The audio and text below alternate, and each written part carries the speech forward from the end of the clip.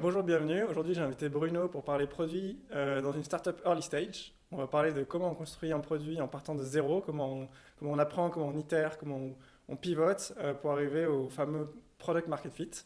Bruno, je te présente rapidement. Tu es cofondateur de Era, où tu construis une nouvelle génération de calendriers, avec en particulier les boîtes remote en tête. Tu as fondé la boîte avec Louise début 2021. Vous êtes entré à Y Combinator en juin. Vous avez récemment levé 1,7 million de dollars en seed. Et par le passé, tu as été product manager, software engineer, data scientist dans la santé et l'éducation, et tu es diplômé de l'école polytechnique et de l'ENS. Comment ça va? Trop bien, trop content d'être là. Super. Merci de Allez, m'avoir invité. juste deux mots avant de démarrer sur pourquoi je voulais faire ce sujet. Le premier truc, c'est la majorité de la littérature produit traite de product management dans une entreprise qui existe déjà, avec des clients qui existent déjà, un produit qui existe déjà un product market fit. Et dans ce contexte, on fait en général plutôt un travail d'optimisation.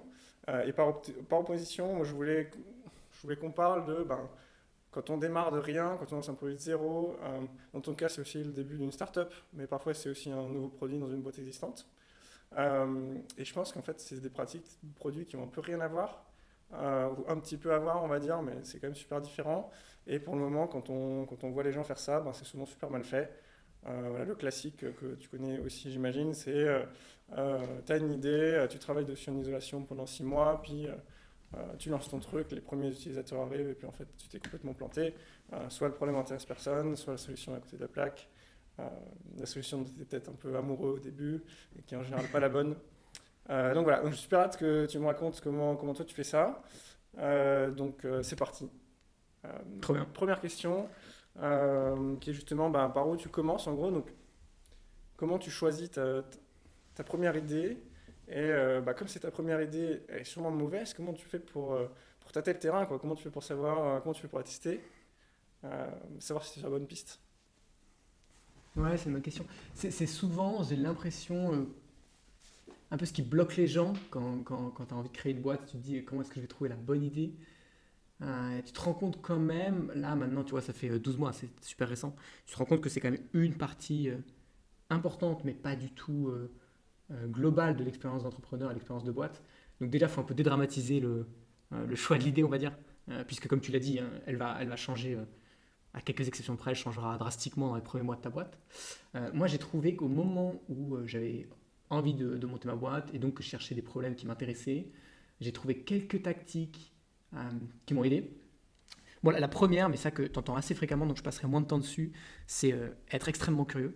Ça, c'est quand même un. Bon, être product manager t'invite un peu à développer ce trait de personnalité, Et donc c'est alors quelque chose juste de du coup, naturel. tu Ouais. avais d'abord décidé que tu voulais monter une boîte et ensuite tu as cherché une idée, et c'est pas genre t'es tombé sur une idée qui te rendait ouf Ouais, c'est une bonne question. Je pense que le. Ouais.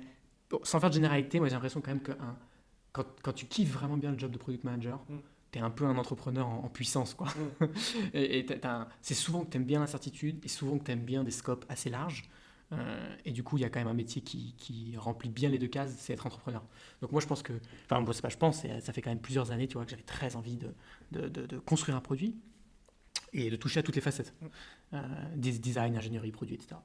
Donc non, non, effectivement, j'avais d'abord envie et j'avais des appétences, des industries qui m'intéressaient plus que d'autres, mais j'avais envie d'être entrepreneur. Ok. Donc première tactique, être extrêmement curieux. Être extrêmement curieux, ça veut pas dire... enfin, c'est en fait assez actionnable, hein, c'est juste dans ta vie de tous les jours, essayer de te demander les points de frustration, qu'est-ce qui te fait chier, qu'est-ce qui t'embête, et qu'est-ce qui embête les gens autour de toi. Donc que ce soit au taf ou dans ta vie perso. Ça, c'est souvent une source, on va dire, d'idées, enfin de solutions et de problèmes assez intéressantes. Euh, Deuxième tactique que je trouve très très puissante et que j'utilise de plus en plus, c'est une tactique un peu sur les macro-tendances que tu vois autour de toi.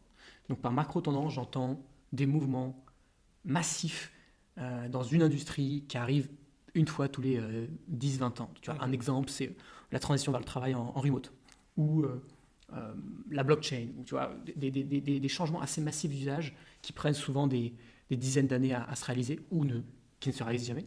Et donc ce que je trouve extrêmement puissant avec ça, c'est de se dire, ok, quels sont les grands changements générationnels qui sont en train de s'opérer. Moi, je suis par exemple convaincu de la transition vers le travail en remote. Ok. Si je pars du principe que ce futur se réalise dans 15 ans de manière extrême, donc toutes les boîtes sont remote, qu'est-ce qui change dans nos habitudes de Mhm. travail, de vie, etc. Et en fait, tu te rends compte. Et donc, ensuite, tu te poses deux questions. Quels sont les nouveaux use cases? On est tous en remote. Du coup, je sais pas, on doit avoir des outils de meeting immersif super puissants. J'en sais rien. Tu vois, donc réalité virtuelle. Et Comme quels sont les Facebook use Meta. cases? Donc, Facebook Meta. Je l'avais annoncé. Et quels sont les use cases qui vont exploser? Donc, les use cases existants aujourd'hui, qui vont jamais tenir euh, quand ce futur sera réalisé. Et ça, je trouve sincèrement que c'est une source d'idées faramineuses. Et surtout, c'est des idées ambitieuses. Parce que c'est des idées qui vont devenir cruciales dans 5-10 ans. Donc, tu vois, tu peux penser réchauffement climatique. Ok, demain on a tous un budget carbone, on peut plus voyager n'importe où sur un week-end. Comment tu repenses le tourisme? Comment tu repenses l'expérience d'hôtellerie? Tu vois. Donc il y a pas mal de... Ça, je trouve ça très, très, très utile. Et je l'utilise d'ailleurs. Et dernière tactique qui est assez utile, c'est de tester tes idées. Alors avant de les tester d'un point de vue produit, je pense qu'on aura l'occasion d'en parler, les tester avec ton entourage déjà. Donc en gros, tu commences à avoir quelques idées, 3-4 idées. Il y en a qui te plaisent, il y en a t'es pas trop sûr, il y en a tu doutes. Et tu les pitches un peu continuellement à tes potes, à tes collègues, à ta famille. Et ça, c'est un bon exercice pour voir le retour déjà. Tu vois, est-ce que les gens comprennent ce que tu veux faire? Est-ce que ça les excite? Surtout quand c'est du consumer. Mais encore plus pour voir la clarté de pensée que tu as. Et ça, c'est toujours un peu traumatisant. Hein. Quand tu pitches ton idée, des fois, tu te rends compte que c'est pas très clair dans ta tête. Tu sais pas exactement ce que tu veux faire. Et ça, sans dramatiser, c'est une bonne manière de louper sa boîte. Tu vois, quand vraiment c'est pas clair dans ta tête, et c'est jamais clair au début. Hein, donc pareil, il faut se rassurer là-dessus. Mais moi, je me rappelle encore, même au début des rats, tu vois, c'était tellement en maturation dans ma tête que tu te retrouves à pitcher à des invests ou à des potentiels utilisateurs, et tu te rends compte que c'est pas fini dans ta tête. Donc ça, c'est super important et ça te permet de raffiner à faible coût ton idée, quoi. Ouais, et si tu fais pas ça, en vrai, tu crois que c'est clair, Exactement. mais en fait non. Ouais, mais surtout qu'il y a un tout petit peu d'ego là-dedans. Tu vois, c'est que quand tu pitches ton idée, enfin, il faut que tu sois vulnérable au moment où tu pitches ton idée au tout début, tu vois. En fait, après, tu as envie d'être sûr de toi, tu as envie d'être confiant et de projeter un peu écoutez, il y a un problème très clair, il y a une solution très claire à mettre en face. Au début, c'est pas du tout le cas. Il faut apprendre à être vulnérable là-dessus. Il faut apprendre à ce que la personne en face te dise je comprends rien à ce que tu dis, j'ai pas du tout besoin de ça, etc. Donc, ça demande un petit peu d'introspection. Et un dernier point qui est important quand tu cherches ton idée, c'est à ne pas sous-estimer le founder market fit. Donc, on parle énormément de product market fit. Hein. Ouais. Il y a un sujet tout aussi important que le founder market fit qui est en gros je m'apprête à bosser 5 à 10 ans sur une idée ou un problème donné, une industrie donnée en tout cas. Est-ce que ça m'excite? Est-ce que est-ce que j'ai une empathie particulière pour les personnes dans ce secteur? Est-ce que c'est un sujet qui me concerne personnellement? Voilà, donc ça faut pas le négliger parce que c'est tôt ou tard, ta solution va changer, ton problème va changer, ou tu auras des difficultés. Et ce qui va te faire rester, c'est aussi une appétence un peu fondamentale pour l'industrie, quoi. Ok. Et ça me fait penser à un truc. En gros, il y a cet article un peu connu de Paul Graham sur comment avoir des idées startup. Ouais. Et dans cet article, il dit, en gros, en fait, pour avoir des idées startup, il faut être le genre de personne qui a des idées startup. Et en gros, il dit, en fait, il faut être. Bon, il parle de ce côté curiosité, etc. Et il parle aussi du fait de, en gros, être dans le futur. Dans le sens où si tu es en fait, disons que tu es dans une industrie depuis 10 ans et que tu bosses un peu à la pointe de cette industrie, tu vois les problèmes sont évidents en fait. Tu sais les problèmes qui se développent et qui sont attaqués et qui n'ont pas encore de solution. Et du coup, donc toi par exemple pour attaquer ton problem space, il a fallu, tu travaillais pas vraiment dans les calendriers avant, même si tu travaillais avec des meetings. Et donc du coup, ça t'a pris combien de temps en gros de te sentir suffisamment imbibé du problème pour que ça devienne clair, tu vois, pour que tu dises ok, donc tu vois, il y a avoir l'idée, il y a dire ok, j'ai envie de faire un truc autour des meetings, mais faut que ça décante ce truc, tu vois, faut que ça devienne concret, faut que tu commences à savoir ce que c'est les problèmes que tu veux attaquer là-dedans. Comment ça s'est passé ça en gros? Quand est-ce que je me sentis suffisamment imbibé? Je pense pas que ce soit le cas aujourd'hui. Aujourd'hui, je me sens plus confiant sur ce que j'ai appris du marché et de mon problème, et donc de ma solution. Mais ce qui est sûr, c'est intéressant ce que tu dis parce que quand je me suis lancé dedans avec Louise, ma cofondatrice, on a lu de la littérature, on a regardé ce qui se faisait dans d'autres players, enfin d'autres solutions. Mais tu vois, il faut, comment dire, dans un sujet comme le nôtre, on avait la chance, je ne sais pas si c'est une chance, mais la chance d'être dans un marché naissant. C'est-à-dire que l'accélération du travail remote a rendu beaucoup plus pressant le besoin d'avoir des meetings efficaces. Et c'est un sujet qui avait été assez peu dépoussiéré sur les dernières années. Donc c'était pas un marché complètement saturé avec des personnes qui sont là depuis 25 ans.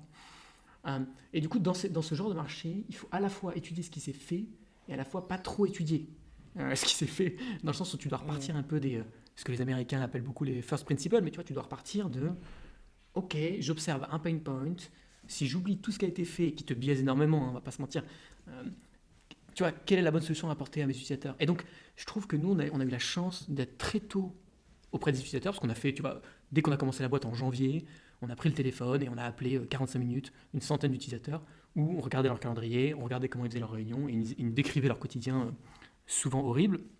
Et ça nous a un tout petit peu évité d'être biaisés. Par exemple, nous, dans notre space, il y a un gros biais qui est si tu fais des agendas collaboratifs en amont, ça résout tous les problèmes. Bon. Empiriquement, ce n'est pas le cas, puisqu'il n'y a aucune solution qui a réussi à avoir une adoption conséquente au sein des équipes. Donc, je voulais pas trop avoir ça en tête au tout début. Donc, tu dois t'imbiber du problème, et ça passe principalement par revenir. Tu veux protéger les idées de merde un peu. Ouais, il y a un peu ça. Non, mais tu vois, il y a un vrai biais. Hein. C'est très dur de t'enlever ça, quoi. Ou même, tu vois, l'asynchrone. Nous, on a eu un vent de face avec l'asynchrone. Quand on s'est lancé dans les meetings, on avait énormément de personnes ou un mouvement qui nous disait, mais attends, en fait, ce qu'il faut aux personnes, c'est de l'asynchrone. Et du coup, tu as tendance après à tout voir avec ce spectre-là. Et donc franchement, au tout début, important on va dire, de juger chaque source pour ce qu'elle est. Et donc, les compétiteurs, c'est une source d'information. La littérature, c'est une source d'information. Les utilisateurs, c'en est une autre, quoi. Mais donc, faut arriver à agréger des signaux un peu multiples. Ok. Je rebondis juste sur un truc, Laurent. Tu m'as fait penser tu as parlé de Paul Graham.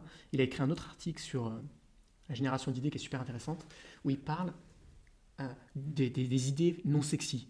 Et lui, son exemple un peu canonique, c'est Stripe, où tu vois, le jour où tu lances Stripe, tu dis je vais révolutionner les paiements pour que ça soit simple à intégrer. Ça a excité personne. Et ce qui est intéressant dans son article, c'est qu'il explique que la plupart des idées très ambitieuses ou qui vont avoir des changements majeurs, souvent c'est qu'elles sont très peu sexy et difficiles et que du coup elles ont repoussé, tu vois, en anglais ils parlent de repel, ils ont repoussé les gens pendant des années parce que personne n'a envie de faire des centaines d'intégrations avec les banques, etc. Donc ça aussi je trouve que c'est un bon twist dans ta recherche d'idées ou ta validation d'idées, c'est faut éviter d'être repoussé par la sexiness, l'attractivité d'une idée, parce qu'en fait, tu vois, ce qui est dur quand tu es entrepreneur, c'est que tu passes ton temps à pitcher ton idée à des gens qui ne sont pas du tout concernés. Donc imagine demain je lance Stripe, évidemment que je vais le pitcher à ma famille, à mes potes, et je vais sentir qu'ils ne sont pas excités, parce qu'ils ne connaissent pas le problème, c'est des experts. Et tu vois, du coup, ça t'influence, tu as une sorte t'es nivelé par le bas, parce que tu pitches ton idée à des gens qui ne sont pas concernés. Donc pareil, dernier conseil, quand tu pitches, essaie de bien labelliser la personne en face sur, ok, est-ce que c'est un soutien moral, est-ce que c'est un utilisateur potentiel. Oui, parce que si tu pitches Stripe à un dev qui vient de passer 2 semaines à implémenter une solution de merde, c'est différent. Lui, il va te donner son porte-monnaie tout de suite. Ok. Et donc du coup, est-ce que tu peux juste me parler, enfin m'expliquer toi, entre le moment où tu t'es dit, raconte-moi à quel moment tu as identifié cette idée de je vais faire quelque chose sur les meetings. Tu vois, enfin en gros, cette décantation de j'ai une idée, mais ensuite maintenant ça y est, j'ai une boîte, une vision, enfin comment ça s'est passé? C'est arrivé. La vision, c'est arrivé plus tard. Hein. C'est arrivé beaucoup plus tard. Et encore aujourd'hui, on est à un stade où on est sur des horizons assez courts. Quoi. On est encore sur des horizons très courts. On en parlera juste après. Mais donc, pour répondre à ta question, je pense qu'on a vraiment commencé par les pain points qu'on a longtemps, on parle de quelques mois, tu vois, mais quand tu es dedans, ça te paraît infini. Ouais, si tu fais que ça, c'est pas exactement. mal. Et puis surtout, tu fais que ça, et puis tu sais que tu as une urgence à trouver une solution au fond de toi. Parce que, bon, tu as identifié le problème, c'est une chose, mais les gens ils te demandent, mais du coup, tu fais quoi? Et tu es là, attendez. Donc, on a vraiment commencé par le problème. Bon, déjà parce que nous, Louise et moi, dans notre ancienne boîte, on avait beaucoup de meetings, donc on avait une sorte de... Et ça d'ailleurs, c'est un point positif en tant que founder, quand tu as une sorte de relation personnelle au problème, c'est top. Donc on sentait bien qu'il y avait quelque chose qui n'allait pas dans le sentiment de productivité des personnes qui passent beaucoup de temps en meeting. Et après, donc on a commencé, on avait des idées sur les solutions. Et c'est pour ça que je te parle, on retombe sur les biais, mais tu vois, moi j'étais passionné de productivité bien avant, donc j'avais des idées sur comment enlever de la friction sur les meetings. Mais on a commencé, donc on a démissionné en novembre. En décembre, on a fait une 50aine d'interviews où là c'était très high level, donc ça durait 30 minutes. 15 minutes, l'utilisateur nous parle du pain point. Donc typiquement, tu as combien de meetings par semaine? C'est quoi ton principal pain point dans les meetings? Tu vois, si tu devais changer une chose, ça serait quoi? Un peu the mom test appliqué au problème. Et 15 minutes de Miro, où tu vois, il n'y a aucune spec. mais c'est plutôt, on leur donne des grandes idées. Je sais pas, par exemple, si tu devais choisir entre avoir des notes de meeting automatiquement transcrites ou, tu vois, j'en sais rien, un dashboard en ligne, un dashboard que tu peux spin up n'importe quand dans le meeting, tu préfères quoi? Donc, essayer de voir un petit peu les appétences naturelles des utilisateurs pour les solutions. Ça, on a fait ça pendant un mois. Et à la sortie de ce mois, on avait une meilleure compréhension du problème. On était un peu dans le flou de côté solution. Et donc là, on a fait un Figma. On a essayé de ramener du concret pour essayer de les faire réagir sur des trucs très concrets et voir s'ils comprenaient ce qu'on essayait de faire là-dessus. Et on a refait une centaine d'interviews où c'était 15 minutes, toujours PowerPoint, parce que ça reste le plus important, on en parlera, et 15 minutes Figma. Et là, tu vois, on est sorti de là, on a vu qu'il y avait un gros enjeu autour de la prise de notes et qu'on avait beaucoup de personnes qui ne prenaient pas de notes juste parce qu'il fallait y penser. Ok.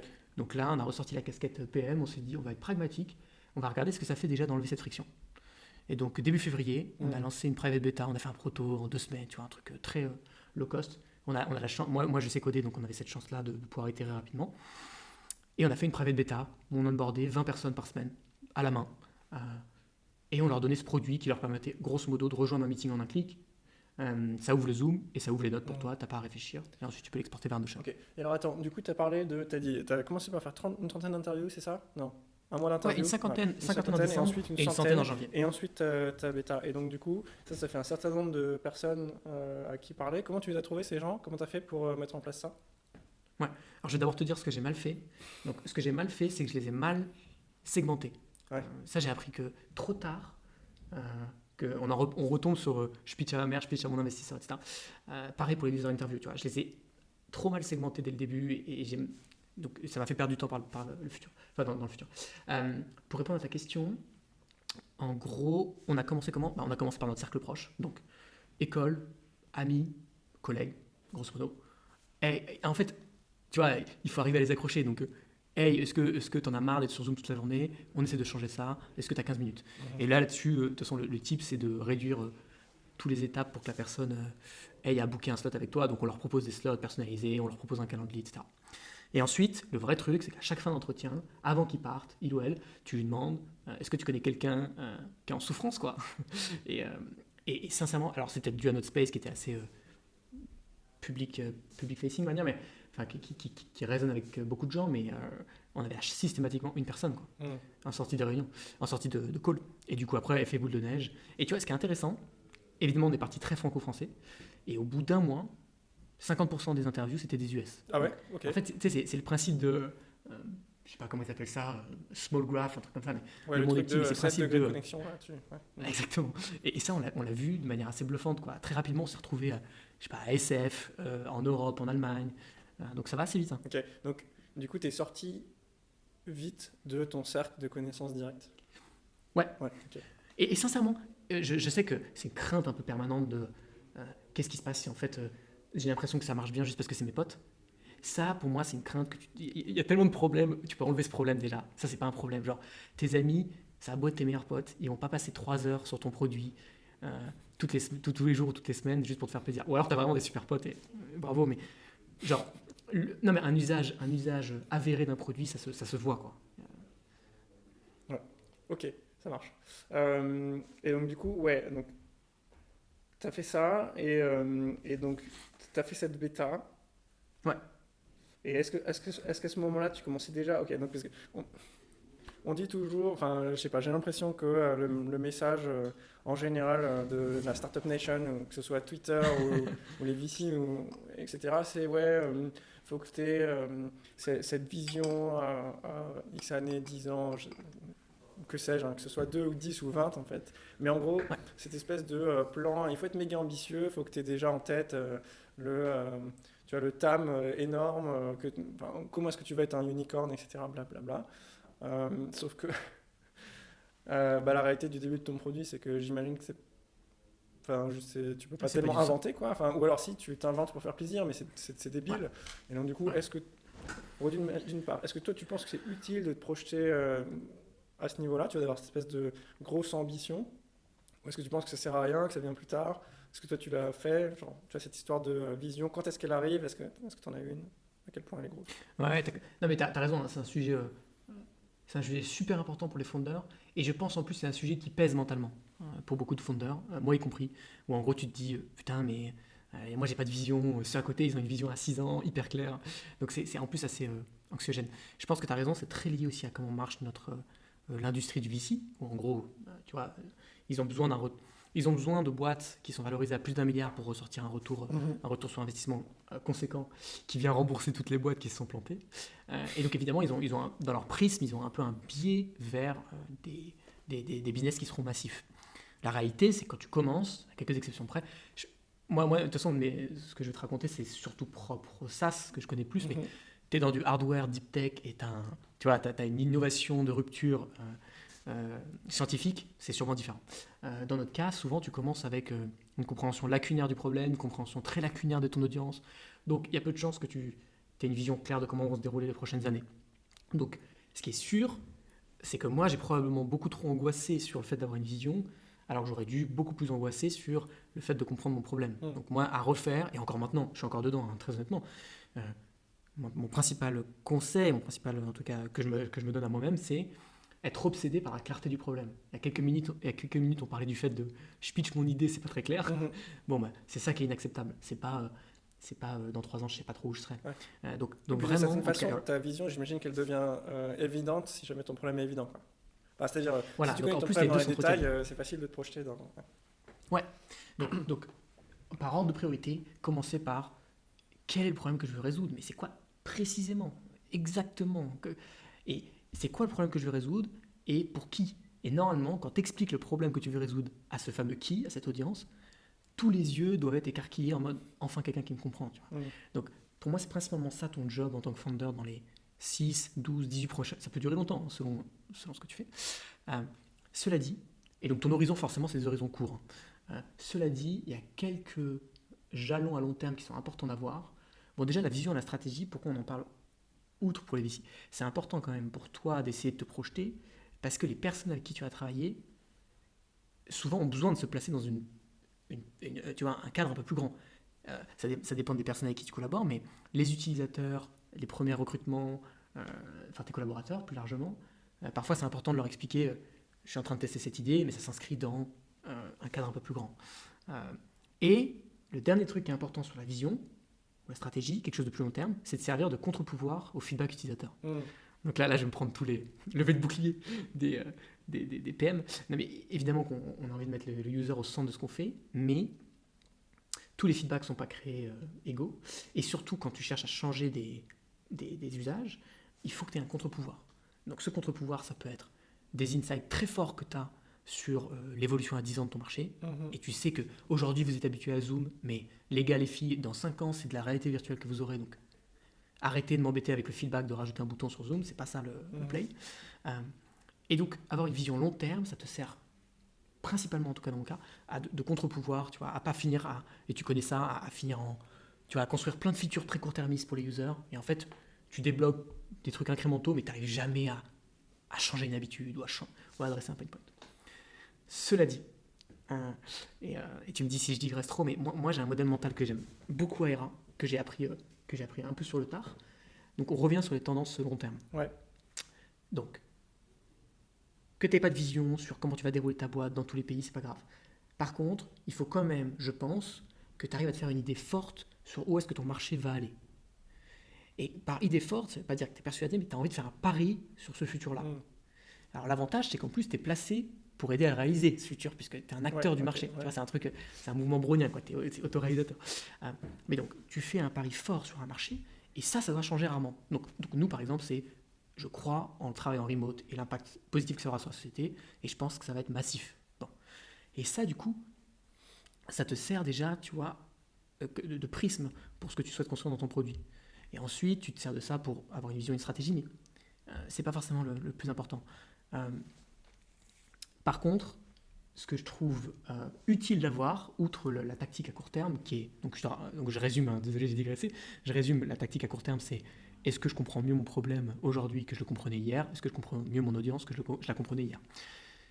Quelques trucs à avoir, et ça, Y Combinator qu'on a fait cet été donc, est très clairvoyant là-dessus, c'est ce qu'ils appellent les market insights. Donc en gros, c'est quelles sont les quelques vérités contre-intuitives que tu as l'impression de comprendre sur ton marché.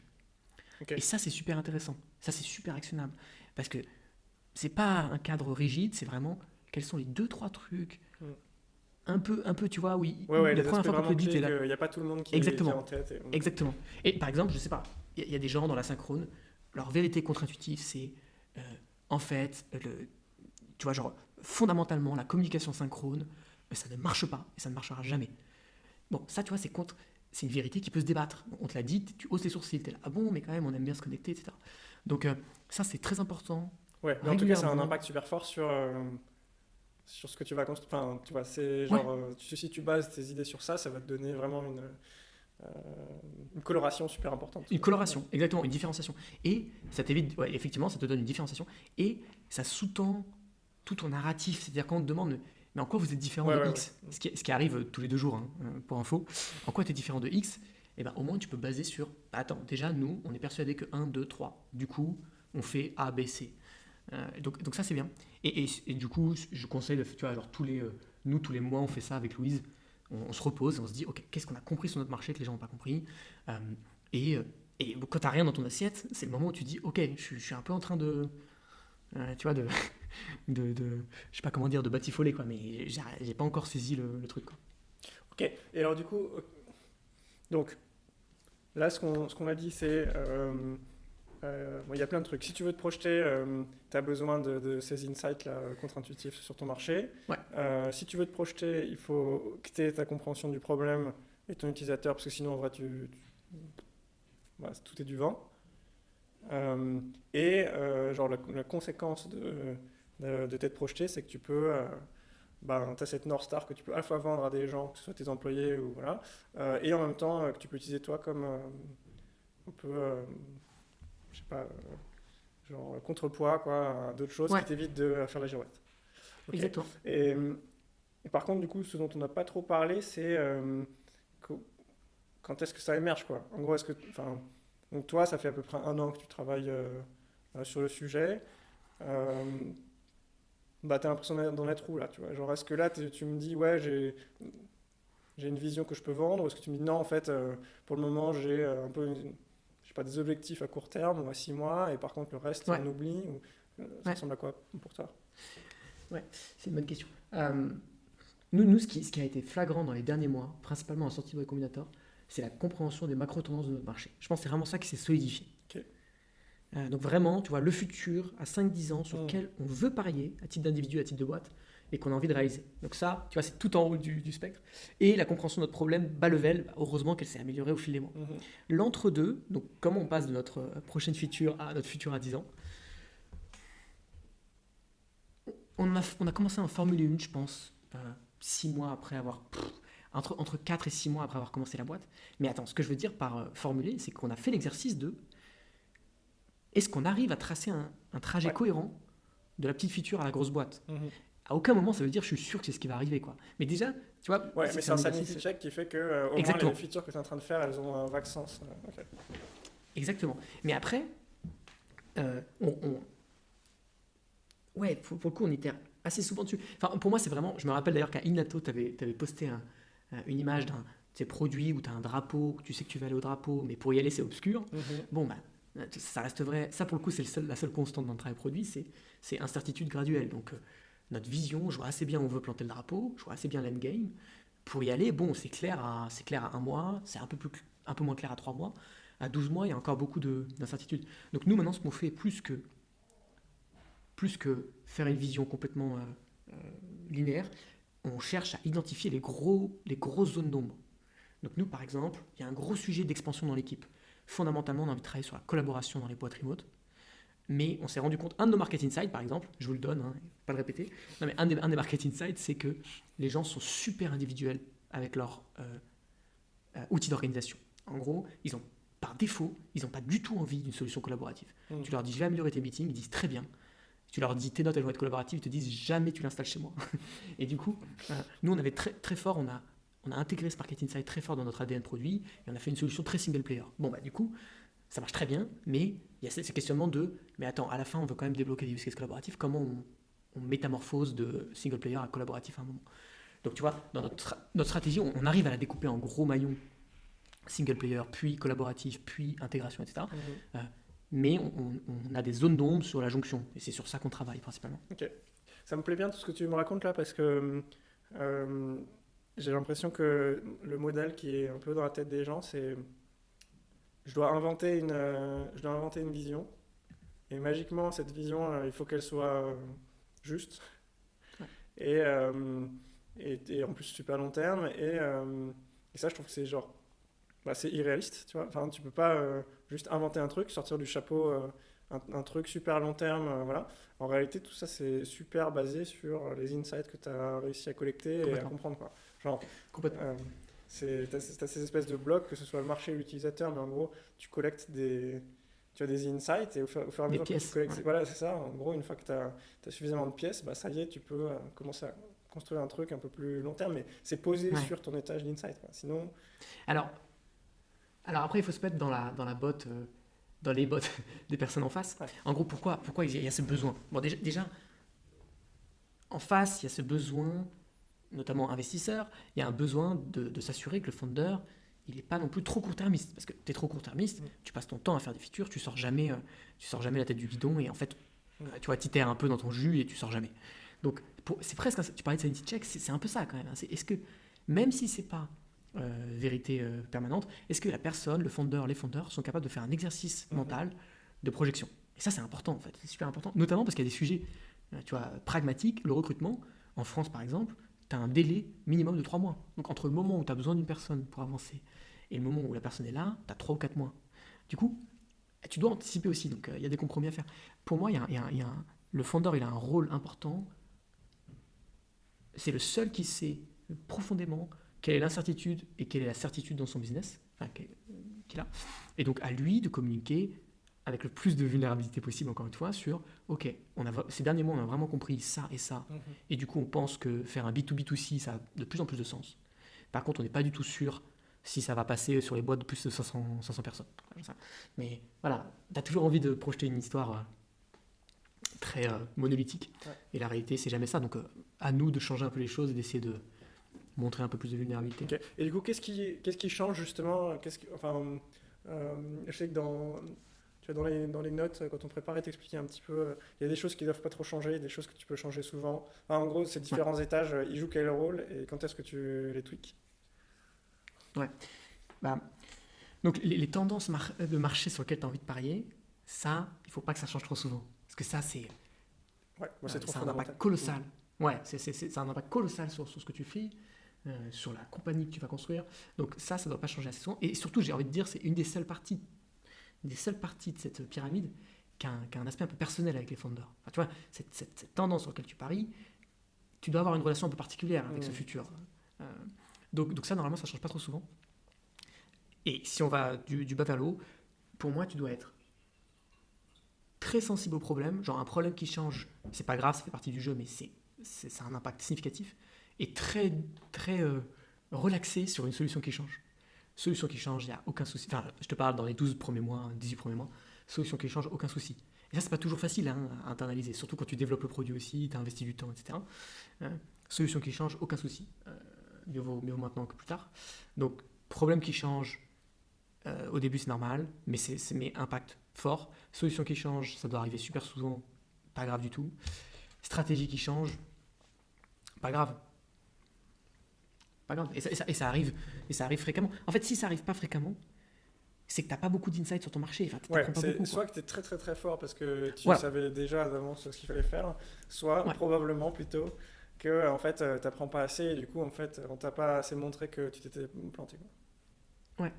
Ok.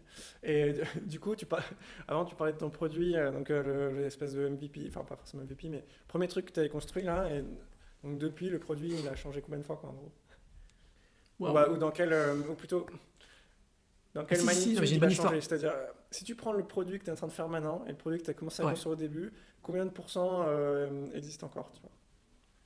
Ah, d'un point de vue code base, je sais que c'est 0%. Ok. Je pense qu'il y a que du 109 maintenant. D'un point de vue esprit produit, si, on a quand même gardé quelques aspects saillants. En fait, c'est les market insights dont on reparle à chaque fois. Bon, il y a quelques aspects saillants qu'on avait compris, qui n'ont pas bougé heureusement. Mais tu parlais de l'histoire des rats. Bon, nous, on itérait très vite côté produit. Ça a des avantages et des inconvénients, mais donc le produit changeait très rapidement. Par contre, on a eu trois versions majeures, trois petits pivots, enfin donc deux petits pivots, on peut dire. Et on a une première version donc de février à juin. Ensuite, on rentre à YC, on se prend plein d'insights dans la tête, tout change dans notre compréhension du problème et on surréagit. Et donc on en parlera après, mais tu vois de l'importance d'analyser ce qui se passe autour de toi. On analyse mal la situation et on ne comprend pas que c'est un shift dans le problème qu'on adresse. En fait, on n'adressait pas le bon problème. On pense que c'est un shift dans la solution. Ah, en fait, il suffit de changer ça dans la solution et on est bon. Et du coup, on fait un gros pivot pendant l'été. Enfin, gros pivot. On fait un pivot pendant l'été, on change la solution. Donc, deuxième produit. Et il n'y a rien qui bouge. Il n'y a rien qui bouge. C'est encore plus confusing pour les users. Et donc, on sort de YC à ce moment-là, fin août. Et on repart sur les mêmes chiffres qui n'ont pas changé. Et on se rend compte qu'on a mal interprété et que c'est le problème qu'on adresse, c'est pas le bon. C'était l'arbre qui cache la forêt, tu vois.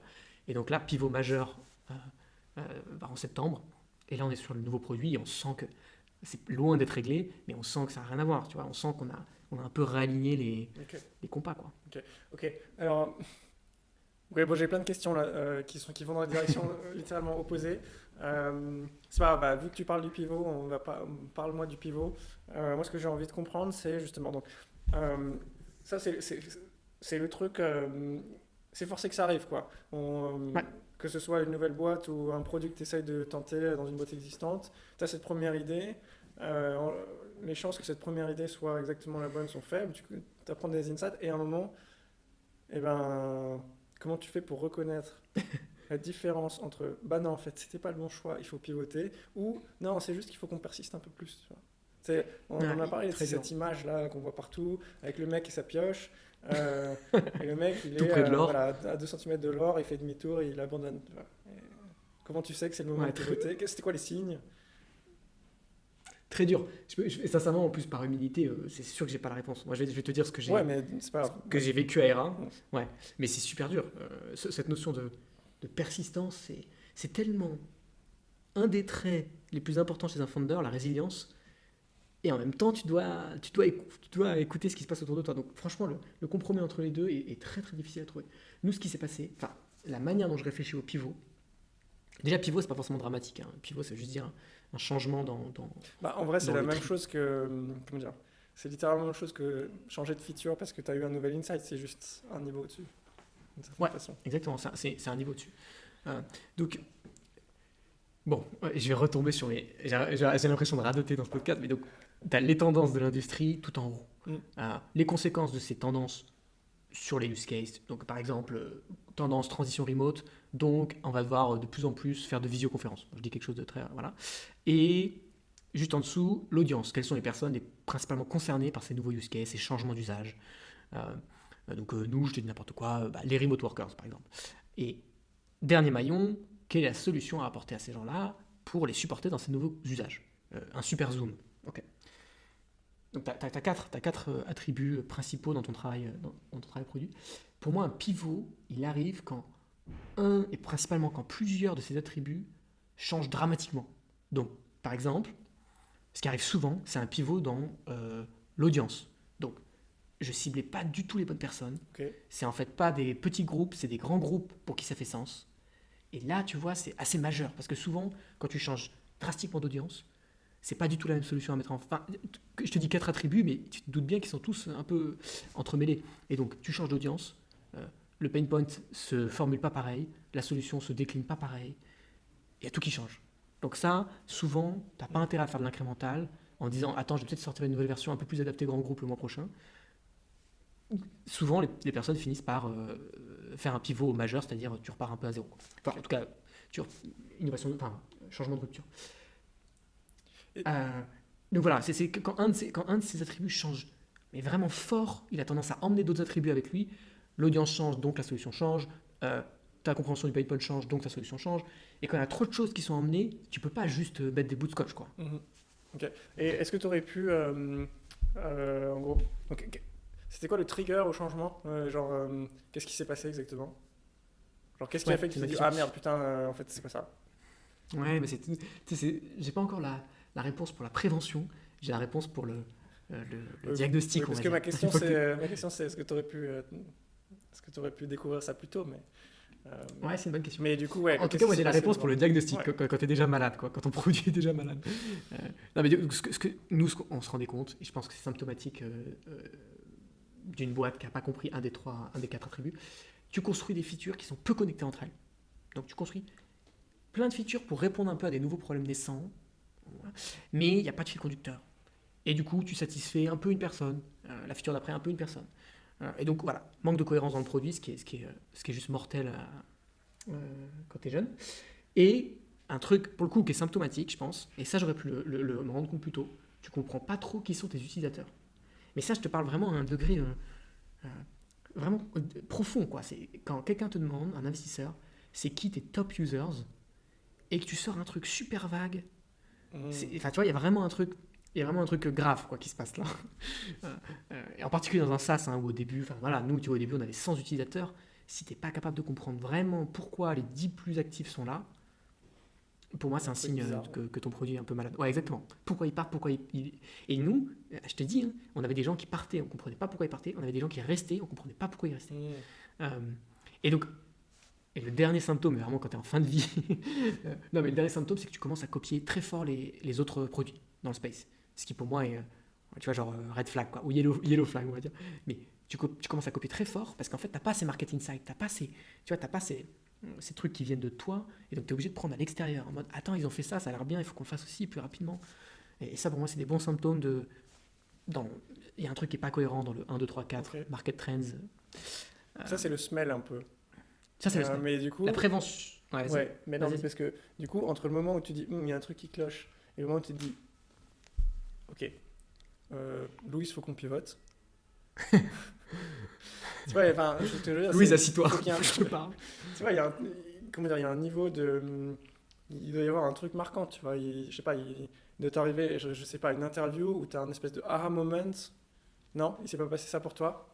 C'est une très bonne question. Non, je pense pas qu'il y ait Alors, nous, on avait une chance, qui n'est pas une chance, c'est intentionnel, mais on mesurait quand même finement, je pense plus finement que ce que fait d'habitude une boîte early stage, l'usage de notre produit. Ok. Parce que tu vois, on avait des compétences in-house, naturellement, on a mis en place des analytics, etc.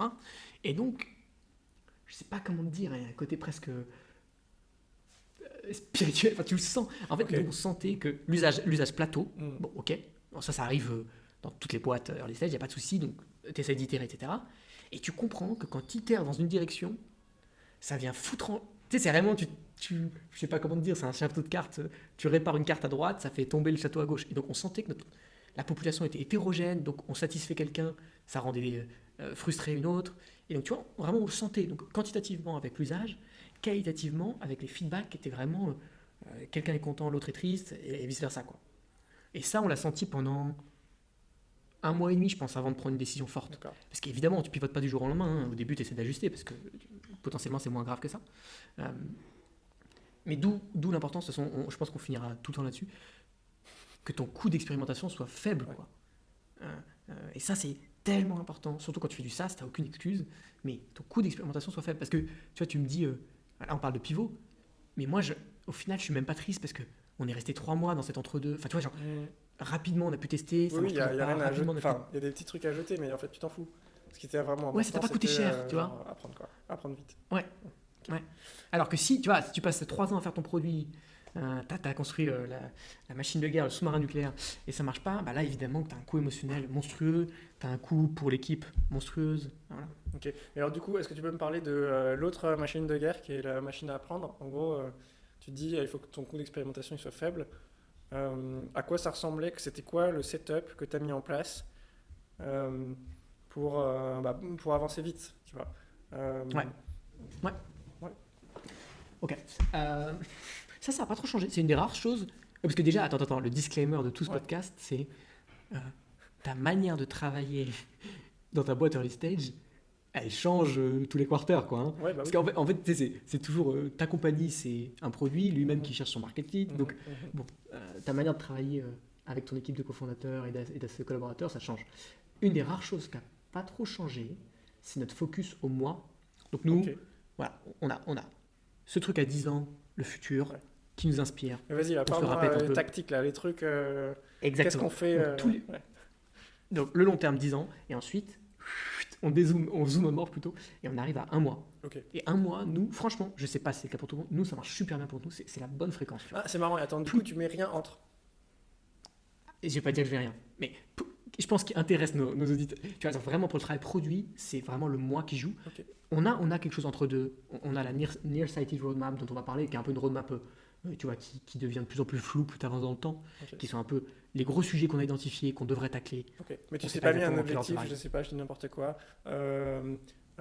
1000 active users à la fin de l'année, ou un truc du genre, je sais pas quoi. Allez, si, mais j'ai même pas envie de te le dire parce que c'est pas ça qui doit driver ton quotidien. Tu vois, genre, un mois, c'est suffisant pour être très ambitieux. Mais je sens bien que c'est pas. Ouais, ok, vas-y. Non, mais il y a un fil, il y a un fil conducteur, mais vraiment, ce que je veux dire, c'est que si tu as un focus fort à un mois, c'est assez long pour être très ambitieux dans ce que tu veux faire, Ouais. et assez court pour que tu partes pas dans des. Ouais, pour que tu puisses tu peux pas- changer. on peut parler Si tu Exactement. apprends et que tu veux te foutre à la poubelle, tu t'en fous pas.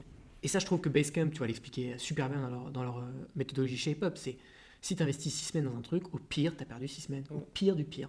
Donc ça, je trouve ça fondamental. Nous, on l'a réduit à 4 semaines parce qu'on est encore plus early stage. Encore plus rapide. Et on est encore plus rapide que. Et donc, tout est rythmé au mois. Donc, par rythmé, je veux dire, la fin d'un mois, c'est 3 workshops de 3 heures, cofondateurs plus employés, où on fait un post-mortem de ce qui s'est passé, qu'est-ce qu'on a appris, qu'est-ce qu'on a compris, et c'est quoi le gros chunk à attaquer le mois prochain, et comment on mesure le succès de ce gros chunk. Donc ça, c'est la fin, et c'est un peu le rituel de la boîte, tu vois, c'est important pour nous. Et on ponctue par une investor update, qui est un super bon exercice, que tu es des investisseurs ou pas. On envoie à tous nos investisseurs une update en disant ce mois-ci on a fait ça, ça a fait bouger l'aiguille, ça n'a pas fait bouger l'aiguille. D'ailleurs, tu pourras mettre un lien, elles sont presque publiques, tu pourras mettre un lien d'exemple si tu veux. Ok. Et alors attends, bouger donc, l'aiguille. Du coup, il y a un truc que tu Je te donne un mesures. exemple. Ouais, enfin, du coup, tu mets. Exactement. Donc, on mesure le succès mois par mois. Donc, nous, Ok. à peu de choses près, c'est souvent de l'activation et ou de la rétention. Et on a un peu une contrainte de fond qui est avoir un onboarding d'utilisateurs qui rampe up progressivement. Parce que si tu fais rentrer personne, bon, t'arrives à les rendre très heureux, mais au bout d'un moment, tu as besoin de changer un peu le bocal, on va dire. Donc, nous, on a, à peu de choses près, ça ressemble souvent à ce mois-ci, on va onboarder 30 personnes par semaine. C'est 25% de plus que le mois dernier, mais on reste en onboarding manuel. Et on veut une rétention à 12 semaines qui reste plus haute que 35%. Donc souvent, c'est des métriques de rétention ou d'activation. Des fois, on a les deux, mais ça reste deux problèmes assez différents. Donc souvent, on focus sur un des deux pendant le mois. Ça, c'est notre focus du mois. Et c'est ce sur quoi on rend compte dans notre investor update. Et ensuite, on divise ça en semaines. Et semaine, par contre, on bourrine, quoi. Donc mois, on est sage, on plane, on mesure. Et semaine, c'est là où on est agressif. Et on essaie vraiment de faire rentrer de la discovery, du shaping, du dev, voilà, un peu de tout à l'échelle de la semaine. Ok, Et alors, ça aide à attends, avoir du un coup, impact super tangible. tu as parlé là de. Tu as dit objectif de rétention par exemple, mais du coup, tu es un peu niqué, non? Parce que ta rétention, tu la mesures à une échelle qui est plus longue que le mois.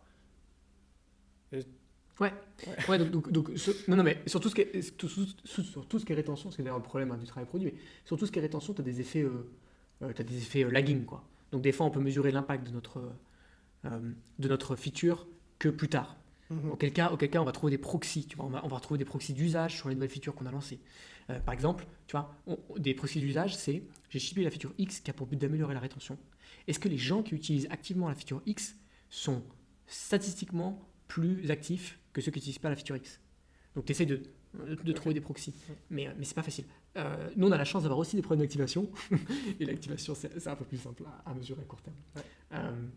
Ok. Alors, et donc après, focus à la semaine, super fort. Et on est principalement comme ça. Et t'as un exemple exact, genre un vrai mois qui s'est vraiment passé. Genre, tu t'es mis tel objectif, ensuite t'as fait ça telle semaine, blablabla. Ouais. Ouais. Bah attends, le mois prochain, donc on est tout nouveau produit, donc on repart de zéro. Ok. Mois prochain, donc on veut onboarder 100 nouveaux utilisateurs. Donc on les onboard tous manuellement avec des calls de 20 minutes à peu près. Et on veut garder l'activation rate au-dessus de 60%. Activation rate chez nous, c'est le pourcentage d'utilisateurs qui reste après une semaine. Donc en gros, qu'on n'a pas mal targeté et qu'on pas compris, et qu'on compris un petit peu le produit suffisamment pour lui donner une chance. Ok. Donc on veut garder ça à ce niveau-là. Et on veut ensuite, on a un focus produit pour le mois, et notre mesure de succès, c'est le pourcentage, là c'est très précis, hein, le pourcentage de meetings créés en dehors d'ERA, en général dans Google Calendar, inférieur à 15%. Et ça, pour nous, c'est un sujet majeur. C'est un proxy comme un autre. C'est un sujet majeur, c'est le changement d'habitude. Les gens, ils sont dans Google Calendar depuis 12 ans. Hyper dur de changer d'habitude. Même si tu es convaincu que ton produit est mieux, il y a un vrai sujet d'éducation et de t'insérer dans le quotidien. Donc ça, c'est une bonne mesure qui va un peu nous forcer à être super créatifs sur comment est-ce qu'on lui fait, il ou elle, oublier Google Calendar, quoi. Ok. Et du coup, les semaines, ça ressemble à quoi une fois que tu as décidé ça? Bon, les semaines, c'est plus classique. Tu vois, on va diviser un peu en initiative ce mois-là. Donc, pour faire bouger l'aiguille, on veut lancer ces expériences, ces expériences, ces expériences. Et dedans, après, on va le diviser en discovery, shaping. Après, je vais parler des durées de ces périodes-là. Hein, c'est pas, on parle pas de 2 mois. Et puis dev. Mais, et donc après, dans la semaine, bah, on fait ce qu'on a à faire chacun selon notre scope. En sachant que, typiquement, une discovery chez nous, c'est rarement plus que 4 à 5 jours. Un shaping, c'est un gros week-end. Et un dev, délivrer cette feature, enfin pas pendant le week-end, tu m'as compris, mais délivrer cette feature, c'est 5 jours. Tu vois, grosse maille, c'est vraiment ça, une feature Du coup, typique. tu testes 2 gros trucs par mois, c'est ça ce que tu me dis? Ouais. Ok. Est-ce que surtout, on a un rituel qui est assez cool, c'est le Beta Friday. Donc on parlait de contre-pouvoir. Nous, on a le Beta Friday, donc tous les vendredis, on lève le crayon, on fait rien de stratégique, on fait que du tactique. Ça peut être stratégique d'ailleurs, mais on fait que des feedbacks utilisateurs, tu sais, des annoying points, tu vois, des petites épines dans le pied. En termes de produits, tu veux dire? En termes de produits, on dev quelque chose Ouais. qui dure moins d'un jour. Enfin, souvent on dev, je sais pas, 3-4 trucs qui prennent moins de 5 jours et qui sont des features, tu sais, qui sont tout le temps demandées mais qui sont jamais suffisamment stratégiques pour remonter. Ouais. Et ça nous sert un peu à faire le ménage dans nos feedbacks utilisateurs et puis donner de la proximité aux users en mode, voilà, toutes les semaines il y a un peu des croquettes qui arrivent.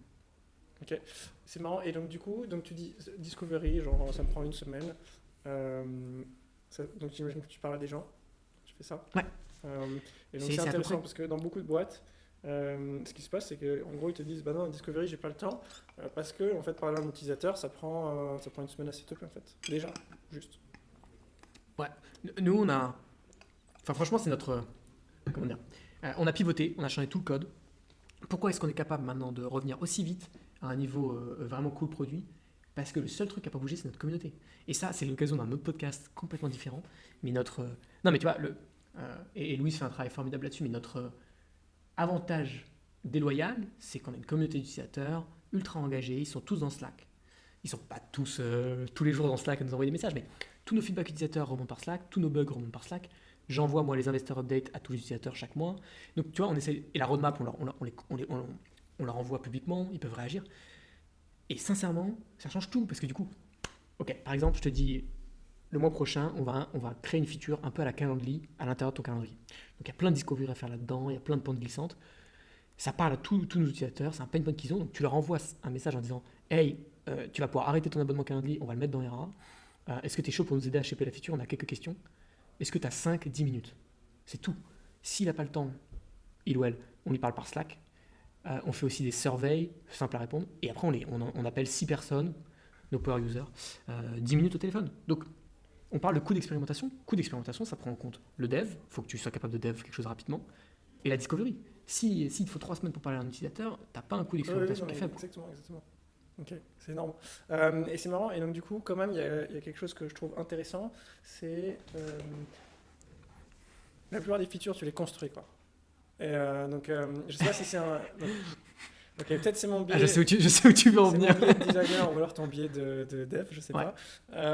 Mais en général, en fait, si tu veux que ton coût d'expérimentation il soit très faible, tu construis pas, quoi. Enfin, tu fais un prototype à l'arrache, ou tu t'assois, je sais pas, tu t'assois avec ton dev, vous faites un prototype hors produit qui prend 3 secondes ou une demi-journée, on va dire, et tu testes la partie critique. Tu m'as bien coincé. Non, j'ai pas de très bonne réponse à te donner. Ce qui est sûr, c'est qu'il y a un biais du fait que j'étais un G avant. Enfin, que j'étais dev avant. Donc, il y a un biais évident sur le fait que je sais construire. Je pense construire assez rapidement. Et du coup, tu as un biais. Tu as ton marteau, tout ce que tu vois. Cela dit, si tu arrives à construire, juste vite, en fait, ça n'a pas d'importance. C'est vrai, mais c'est forcément incrémentalement de moins en moins vrai, puisque même si tu prototypes rapidement, tu as un produit existant, tu veux pas tout casser. Bon, mais il y a un biais là-dessus. Par contre, quand je te disais discovery, shaping, puis on construit, ça nous est arrivé de s'arrêter au shaping. Je pourrais te montrer dans Notion, on a notre liste de briefs. Il y a des briefs qui ont été avortés parce qu'au moment du shaping, on s'est rendu compte que Alors soit on n'était pas du tout capable de faire une solution correcte, Mhm. soit le problème était complètement loufoque, quoi. C'était pas du tout important en fait. Mhm. Donc heureusement, la discovery parfois nous coupe à ce moment-là. Mhm. On fait très peu, on fait pas trop, on fait du Excalibro par contre dans les interviews. Donc tu vois, on fait du marqueur noir, quoi. Voilà à quoi ressemblerait la solution par exemple. Qu'est-ce qui manque, qu'est-ce que tu en penses, etc. Ah, ok. On fait assez peu de prototypes. Ok. Non, on fait ça au moment de la discovery. Après, on part en dev. Mais dev, c'est une semaine. Personne n'est parfait, hein, Laurent. Ok, ça c'est très bien. Et ok. Et donc du coup, là vous êtes 3, Yes. peut-être, peut-être plus bientôt. Mais donc du coup, voilà, ça c'est d'autres questions qui sont un peu différentes. Mais qu'est-ce qui a fait que donc toi tu sais coder, enfin tu sais faire la verticale entière, quoi, produit, un peu de design, du dev. Bah, pourquoi est-ce que tu as recruté un employé en fait? Parce que finalement on dit ce qui est super important c'est de pouvoir faire de l'expérimentation super rapide. Ouais. Ouais. Finalement l'expérimentation la plus rapide possible c'est juste les founders en gros. Ouais, complètement. Qu'est-ce qui s'est Ouais, pas complètement. est-ce que tu peux me parler de qu'est-ce qui a fait que tu penses que c'est bien de quand même recruter un petit peu à ce moment-là? Ouais, c'est vraiment. Recrutement, sujet super compliqué, hein, sur lequel je suis loin d'être expert en plus. Moi, je te donne mon ressenti. Moi, c'est vrai que au moment de créer ma boîte, j'avais déjà euh, vraiment envie de faire attention à la taille de la boîte. Je suis pas du tout obnubilé par ce truc de on a doublé de headcount en un an, on est passé de 20 à 40. C'est pas du tout quelque chose qui me drive, tu vois. Je vois pas ça comme un accomplissement en soi. Et surtout, j'ai pu observer ce que c'était de la vélocité d'une petite équipe et j'ai pu observer comment tu la perds, quoi. Donc, comme le seul avantage que tu as, franchement, à part, encore une fois, à part c'était deep tech, tu te lances dans du software, le seul avantage que tu as, c'est que tu es proche d'utilisateur et que tu es plus rapide à expérimenter. Du coup, tu dois chérir cette vélocité comme la prunelle de tes yeux. Et évidemment, pour moi, chaque recrutement, c'est une mise en danger. En gros, tu vas réduire un petit peu enfin, tu vas augmenter ton besoin de communication. Tu rajoutes une personne dans l'équation. Tu vois, quand on était que Louise et moi, deux cofondateurs, on bosse tout le temps ensemble, on sait exactement ce que l'autre boss pense, etc. Pas besoin de communiquer. On a une troisième personne, bon, on va faire des stand-up. Quatrième personne, on va commencer à faire de l'entretien annuel. Tu as d'autres sujets qui rentrent en compte, tu dois. Non, mais tu vois, forcément, y a de c'est l'overhead, évident. ouais. Tu as de l'overhead. Et donc l'overhead, c'est normal, c'est pas grave, mais il faut que ce que la personne rapporte soit drastiquement supérieur à l'overhead. Et ça veut dire deux choses. Ça veut dire recruter des gens sur des jobs où ils seront 10 fois meilleurs que toi. Si il ou elle est 15% meilleur que toi, tu vois, genre, à moins que tu sois vraiment, t'arrives pas à tout gérer, mais je ferai attention à ça, au tout début en tout cas. Et deuxièmement, il faut que tu recrutes des gens qui seront généralistes, au début en tout cas. Il y a un peu une tension, parce que si tu cherches des gens 10 fois meilleurs, souvent ils sont spécialisés. Et en même temps, il faut du généraliste, parce qu'on parlait d'overhead. Un généraliste, il va rembourser son overhead facilement, parce qu'il va pouvoir jumper sur plein de sujets hors scope. Tu vois, ce qui arrive tous les jours, quoi. Il va pouvoir parler aux users, il va pouvoir leur faire des petites specs, il va pouvoir dev, il ou elle. Donc, je ferai attention à ça. Nous, dans notre cas, on a recruté Jérém, donc, qui est le troisième larron, qui est lead engineer chez nous. Parce qu'il est excellent à ce qu'il fait, donc il est très très fort dans son expertise qui est le code. Et deux, on avait déjà bossé avec lui 1 an, donc on avait dérisqué l'overhead, dans le sens où tu vois, tu fais rentrer un élément connu dans un organisme. Ouais, tu sais déjà comment travailler ensemble. Ouais. Voilà. On savait qu'on pouvait se permettre ça, tu vois. Et d'ailleurs, ça s'est avéré vrai, quoi. On a introduit très peu d'overhead à l'arrivée de Jérém. C'est marrant ça, je t'interromps parce que je pense que c'est un truc qui est super important et je pense qu'il y a plein de gens qui réalisent pas trop. Plein de boîtes essayent, donc la plupart des boîtes ont des problèmes de collaboration, tu vois, comment est-ce qu'on fait pour bien travailler ensemble, bien communiquer, blablabla. Et en général, ton premier réflexe c'est te dire, ok, on va changer le process, tu vois. On va faire, je sais pas, du Scrum, ou on va faire des meetings asynchrones, ou on va faire des stand-up, ou je sais pas quoi. Mais en fait, maintenant je suis complètement convaincu de ça. Je pense que c'est pas du tout ça l'histoire. L'histoire, c'est juste que tu as besoin d'expériences communes avec ton équipe pour arriver à te régler, et collaborer ensemble. Et juste ça prend du temps. Enfin, pas nécessairement du temps, mais ça prend une expérience accumulée. Et puis ça demande de l'effort. C'est intentionnel en plus. Voilà. Et donc du coup, c'est vraiment intéressant parce que c'est un truc qui prend du temps. Genre, je pense que honnêtement, travailler de façon smooth avec une team, ça prend au moins 6 mois d'expérience commune.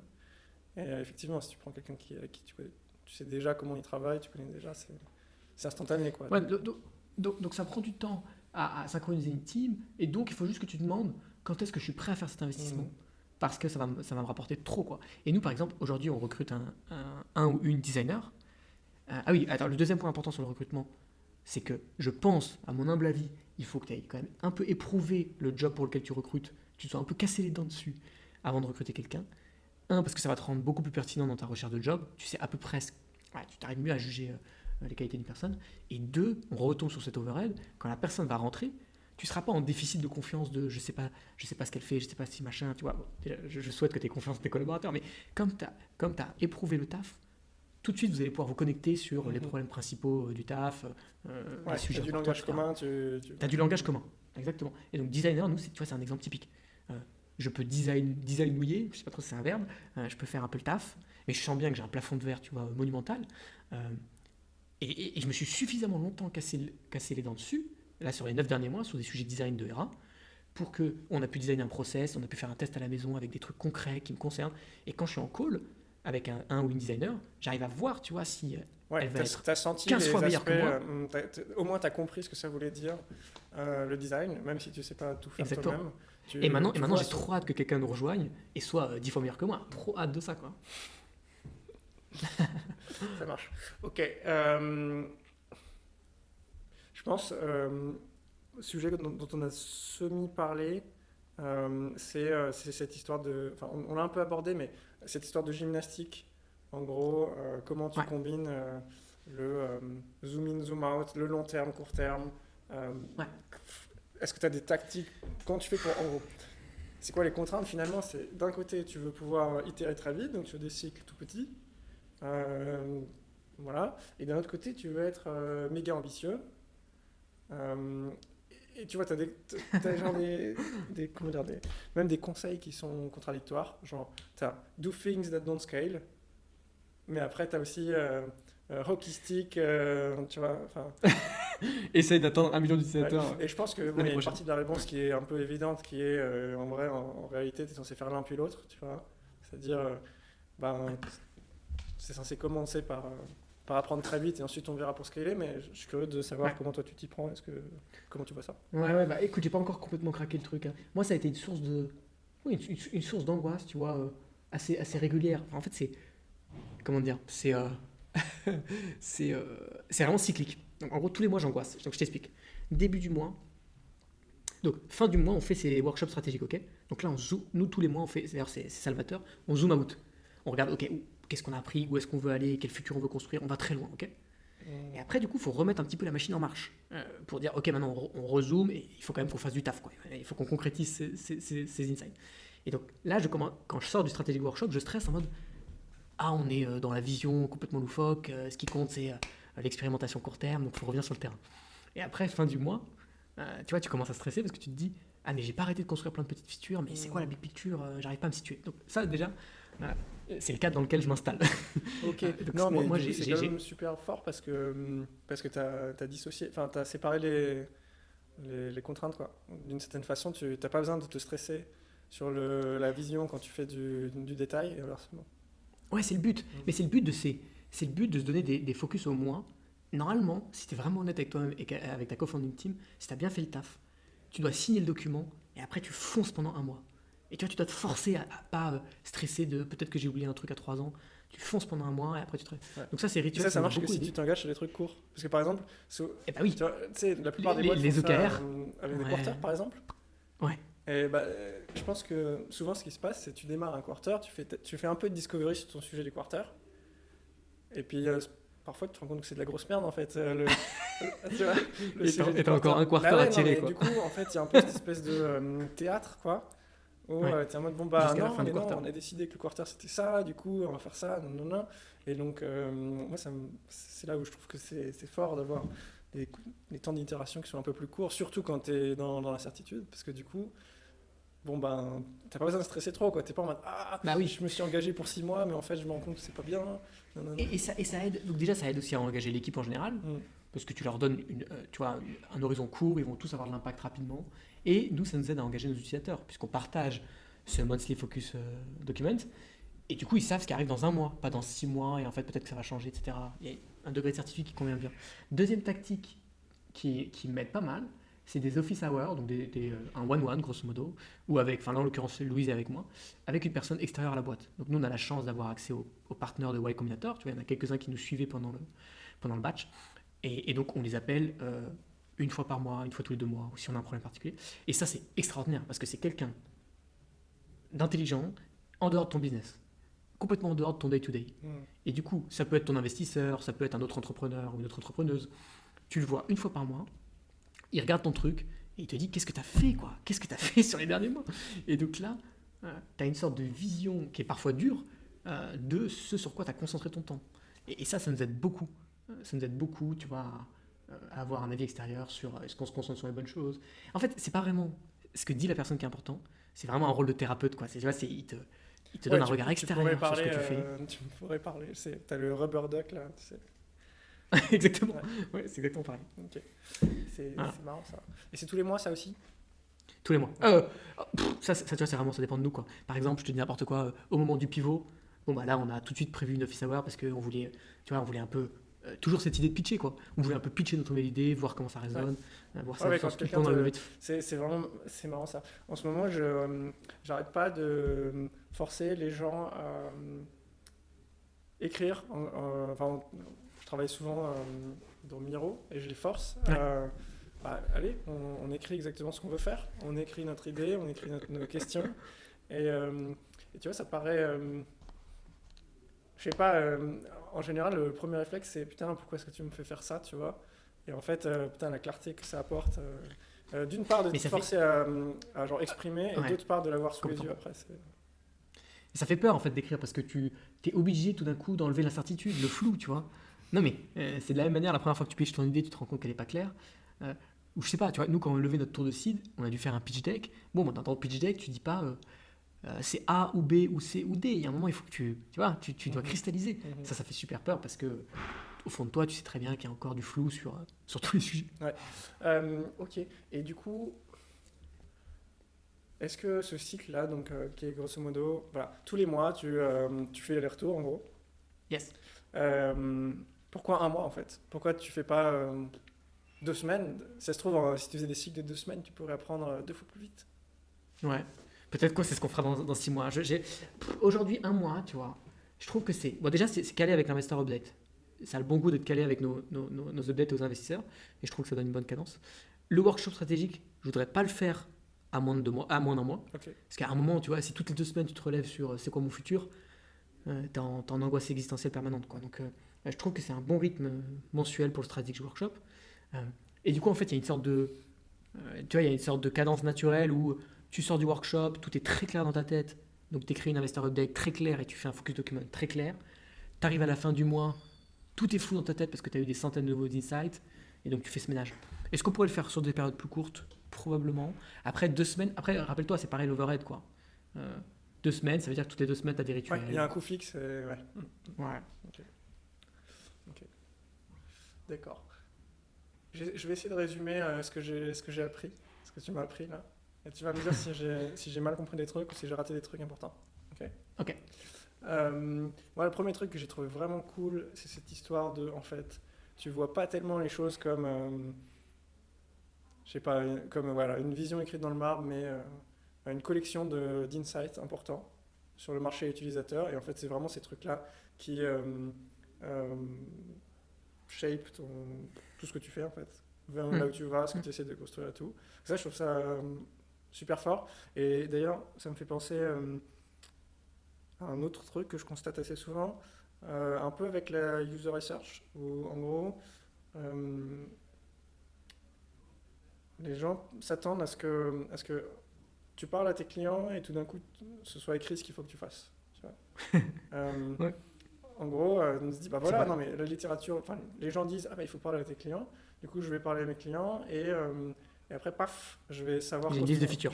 Ouais, ou même pas forcément une liste de features, hein, parce qu'on dit souvent, voilà, il ne faut pas leur demander quoi faire, nanana. Mais bon, on croit que tu peux directement passer de j'ai regardé mes utilisateurs à je peux faire le bon produit.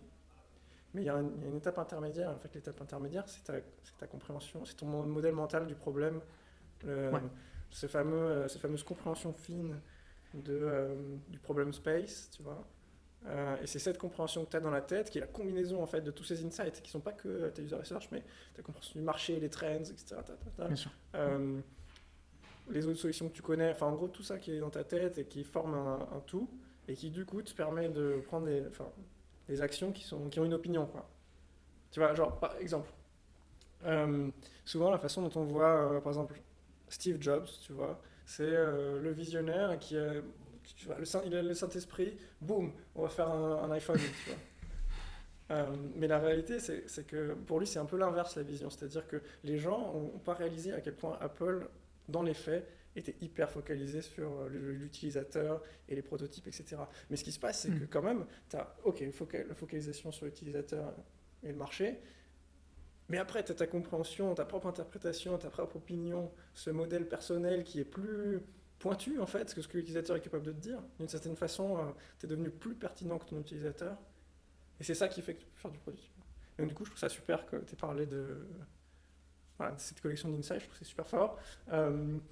L'autre truc, c'est que je trouve ça vraiment bien, là, cette histoire de rythme et en gros, être capable d'expérimenter, d'apprendre et d'itérer de façon super régulière et courte.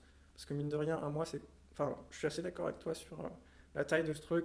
Tu peux à la fois faire des choses un peu ambitieuses et à la fois, t'en as plein. Et bon, voilà, t'en as 12 dans l'année, donc tu peux au moins tester 12 gros trucs. Même si t'es plus rapide que ça, tu peux tester plus que ça. Mais ça, je trouve que c'est fort. Et en particulier, la communauté dont tu as parlé. Parce que je pense que vraiment, le frein principal à pouvoir apprendre vite, c'est à quel point tu es capable d'avoir genre zéro lead time entre le moment où tu veux parler à un utilisateur et le moment où tu lui parles pour de vrai. Ça, sincèrement, je pense que c'est des ordres de grandeur moins compris que le travail produit qui a quand même, qui a quand même un peu subi une renaissance dans les dernières années. Mais ce que je veux dire, c'est qu'on a de plus en plus des bons principes un peu généraux sur comment faire un bon produit. Et on a encore très peu de principes sur comment construire une communauté autour de ton produit. Sincèrement. Hein. Et nous, d'ailleurs, à titre toute transparence, on n'est même pas complètement sûr de comprendre pourquoi on a réussi à construire cette communauté naissante autour de notre produit, alors que d'autres galèrent, et comment on va faire pour aller encore plus loin. Pourquoi il y a des produits comme, je dis n'importe quoi, Rome Research ou Superhuman, qui ont construit des communautés très clivantes, et d'autres où tu as l'impression qu'il n'y a aucune communauté autour. Sincèrement, c'est encore... ça, c'est un mystère. Et pour moi, c'est un sujet critique. Ouais. Mais c'est... honnêtement, je pense que... Alors, peut-être j'exagère, mais je pense que c'est le truc qui fait que...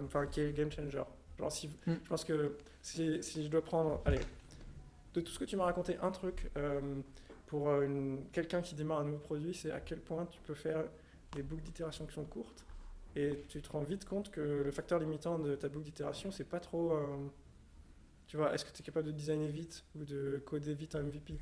C'est à quel point est-ce qu'il faut que j'attende pour avoir testé ça avec 10 personnes. Ouais, je suis d'accord. Et ça c'est ouf. Et voilà, quoi, je pense que ça, c'est vraiment je trouve que c'est les takeaways qui sont super forts. Je sais pas si tu as l'impression qu'il y a des choses qui sont clés et que j'ai pas mentionné là, mais... Non, c'est une restitution très fidèle. Ok, cool. Et ça marche. Donc pour conclure, du coup, j'ai genre 2-3 questions. Et peut-être que tu m'en auras déjà parlé, mais du coup, ouais, ton vraiment gros challenge personnel de fondateur, pas forcément qui t'angoisse, mais qui est très important pour toi, qui occupe la majorité de ton temps d'esprit.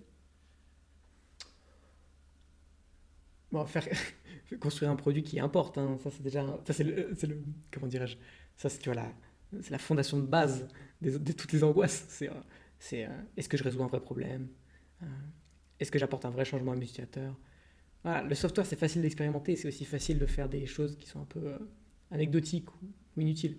Donc ça c'est une angoisse un peu fondamentale, mais qui est plutôt salvatrice, hein, qui m'aide dans mon travail produit. Et l'angoisse, on en a déjà parlé, l'inquiétude, on va dire permanente, c'est comment est-ce que j'allie ambition à long terme avec focus court terme, quoi. Moi, je suis quelqu'un d'extrêmement monomaniaque, quoi. Tu vois, j'arrive pas à faire beaucoup de choses différentes en même temps. J'arrive à faire une chose. Donc, c'est un gros avantage dans l'exécution.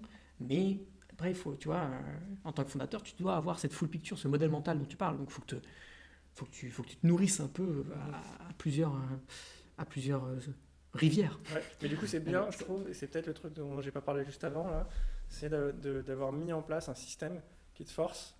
En fait, Ah, bien sûr. alors, d'une part, c'est bien parce que d'une part, ton système, il te force à être focus parce que tu as le droit de choisir qu'un objectif par mois, si je ne me trompe pas. Ouais, c'est Et ça. donc, du coup, tu peux penser à craquer un seul problème. Donc, Ouais. pour moi, c'est tellement à la fois confortable et efficace. Voilà, faut faire ça. Et en même temps, ton système, il te permet aussi de, à chaque fois, prendre du recul, vérifier, changer si tu as envie de changer. Mais c'est pas en même temps, quoi. Donc, ça, je trouve ça fort. Ok. Et du coup, peut-être pour conclure, si tu veux parler de Hera, quoi, exactement en détail ce que tu fais, est-ce que c'est le problème que tu essayes de régler, c'est quoi le produit, euh, Of course. Ouais, ta passion. donc déjà, si on reboucle. Non, je vais faire je vais faire un pitch un peu centré sur les sujets qu'on vient d'aborder. Donc, nous, la tendance de fond qu'on adresse, sur lequel on parie et qu'on a envie de réaliser, c'est une transition massive vers un travail remote. Donc, on est persuadé qu'il y a une grande majorité des boîtes, en particulier tech, qui seront distribuées de manière assez extrême dans les 10 prochaines années. Et dans ce cadre-là, bon, on peut faire la liste des use cases qui vont changer. Ils sont énormes, mais en particulier, l'organisation du temps des remote workers va être énorme. Donc, c'est des personnes, d'ailleurs, tu connais assez bien le sujet, mais c'est des personnes qui veulent une forte flexibilité, qui voudront une forte flexibilité sur leur temps. Et du coup, le 9 to 5, tu vois, où j'ai ma journée de travail, ensuite j'ai ma journée à la maison, ça, moi, j'y crois pas du tout. J'y crois pas du tout à 10 ans. C'est des personnes qui vont au contraire avoir une frontière beaucoup plus floue entre mes activités perso, mes activités pro, tout ce qui se passe.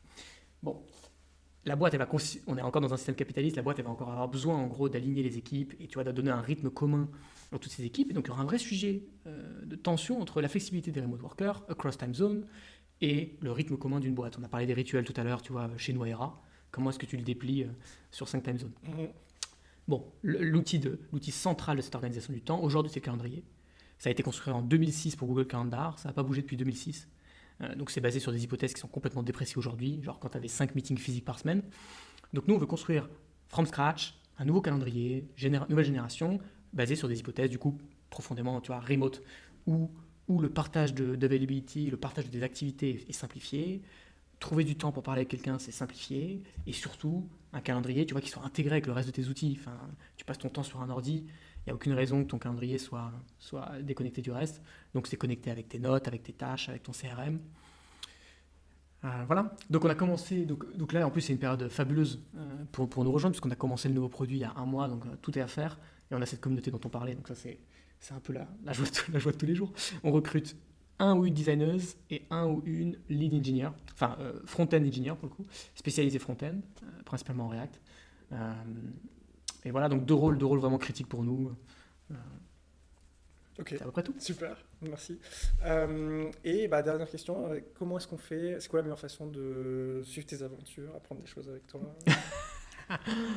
Écoute, j'ai toujours rêvé de dire ça, mais il faut me suivre sur Twitter.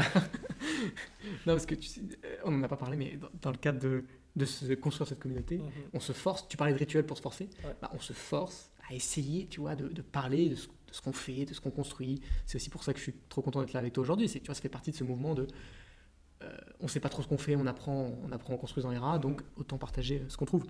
Bon bref, et donc j'ai relancé Twitter au moment de lancer Hera, donc vous pouvez me suivre sur Twitter, c'est BruVGR, BRUVGR. Et sinon, hera.so, HERA.so, s'inscrire sur la waitlist et comme ça on vous onboard manuellement, vous aurez l'onboarding de Louise sans le produit. Et c'est marrant, du coup, ça apporte un nom à ce mouvement un peu de... Build in public. Ouais. La plupart des gens, ils ont peur, ils font pas ça. Ouais. Pourquoi Mais t'as attends, pas peur, toi de parler de comment tu fais. Ah non, les gens vont me copier. Tu vois. Ah oui, je comprends. Non, pour moi, il y a deux peurs. La peur, les gens vont me copier, et la peur de te montrer un peu vulnérable. Oui, voilà, ou l'inverse, ouais, genre putain, les gens vont penser que je sais pas faire. Ouais. Pourquoi est-ce que c'est une bonne Parce que question. la réalité, c'est que personne sait Je faire, pense- tu vois. Et donc, du coup. Mais exactement. Mais je pense que c'est. Bon, il y a un trait de personnalité. Je pense que de base, je suis assez à l'aise avec me montrer vulnérable. Exhibitionniste. Ouais. Je sais pas si j'aurais dit comme ça, mais je suis OK avec être vulnérable. Et après, sincèrement, il y a juste des retours sur investissement qui sont monumentaux. Donc nous, on l'a vu. Donc si tu fais ça de manière consistante, donc par contre, on avait été coaché par un gars aux US qui est formidable, qui s'appelle KP, Kartik Vupada, et qui nous avait expliqué, entre le moment où tu commences à faire ça et le moment où tu as les premiers effets, il y a 6 mois. 6 mois où personne ne voudra t'écouter. Ouais.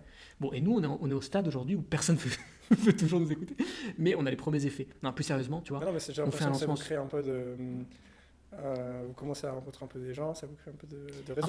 En fait, non, mais ça solidifie cette communauté. Tu vois, ça solidifie cette communauté. On est plus qu'une boîte de soft, Mhm. on est ERA. Ah oui, bah, je connais les cofondateurs, ils ont expliqué comment ils sont rentrés à YC, etc. Mhm. Et ça construit tu vois, les gens peuvent se projeter dans cette boîte, avec cette boîte. Donc honnêtement, moi, ça a été une des grosses découvertes de l'entrepreneuriat. Hein. C'est ce building public qui a pour l'instant des effets extraordinaires. Et en fait, c'est pas la mer à boire. Tu parles de choses que tu aimes bien, ça marche pas. Ta journée, elle change pas, quoi. Mhm. C'est clair. Super. Ok, et bah écoute, merci beaucoup. Merci à toi, Pour les Laurent, c'était gens trop cool. qui ont écouté jusqu'au bout, vous pouvez retrouver tous les liens dans les notes. Du coup, je pense au moins les liens vers tous les liens de Bruno et peut-être vers le transcript de l'épisode. Voilà, merci d'avoir écouté et à bientôt.